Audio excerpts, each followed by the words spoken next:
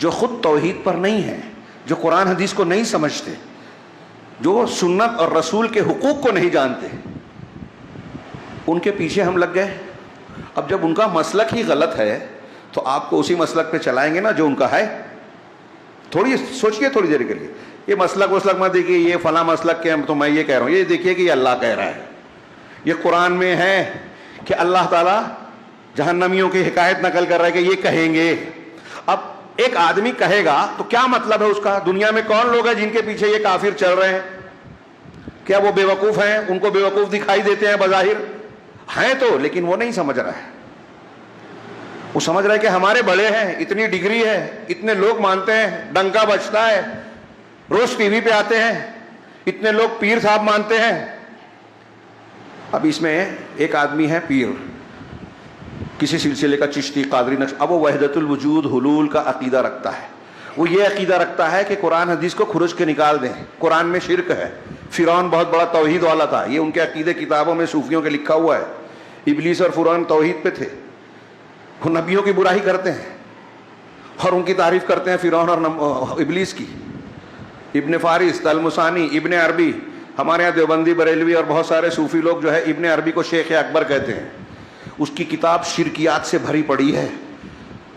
امام ذہبی کا قول ہے کہ اگر ابن عربی کی کتاب میں شرک نہیں ہے، کفر نہیں ہے، تو دنیا میں شرک اور کفر ہے ہی نہیں،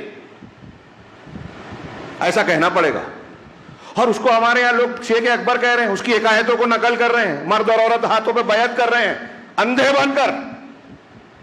بچ جائیں گے، بچ جائیں گے یہ بول کے کہ ہم تو ان کو بڑا مان لیے تھے، انہوں نے ہم کو گمراہ کر دیا، یہ جہنم میں رہ کے بولیں گے. نہیں بچیں گے. اگر آپ نے کسی ایسے کے پیچھے چلنا طے کر لیا جو خود گمراہ ہے، ہاں، سوچنے کے لیے تیار نہیں ہے، کسی کی سننے کے لیے تیار نہیں ہے. لوگ کہہ رہے ہیں کہ دیکھیے آپ کس کے پیچھے چل رہے ہیں. علامہ ابن سیرین کا قول ہے، ان ھذا الاسناد دین، یہ سند جو ہے نا، جو آپ کے پاس قرآن حدیث پہنچائی جا رہی ہے، یہ دین ہے. فانظروا عمن تأخذون دینکم، تو دیکھو تم کس سے دین لے رہے ہو. اب آپ بولیں گے میں تو جاہل ہوں. تو جاہل ہے تو اس کو کیوں مان رہے ہو جو بہت گمراہ ہے؟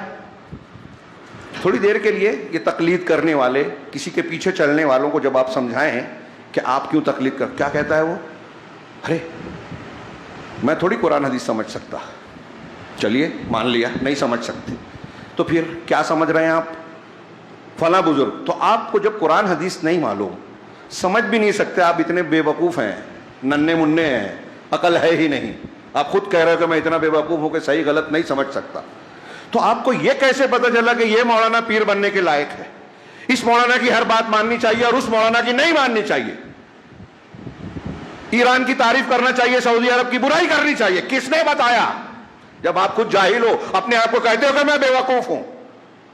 آپ کہتے ہیں کہ میں تقلید اس لیے کرتا ہوں کہ قرآن حدیث نہیں سمجھتا، اور جب کوئی رد کرتا ہے تو آپ قرآن حدیث کی دلیلوں سے ثابت کرتے ہیں کہ تقلید کرنا چاہیے، یعنی جاہل رہنا چاہیے، اس کی دلیل دیتے ہیں.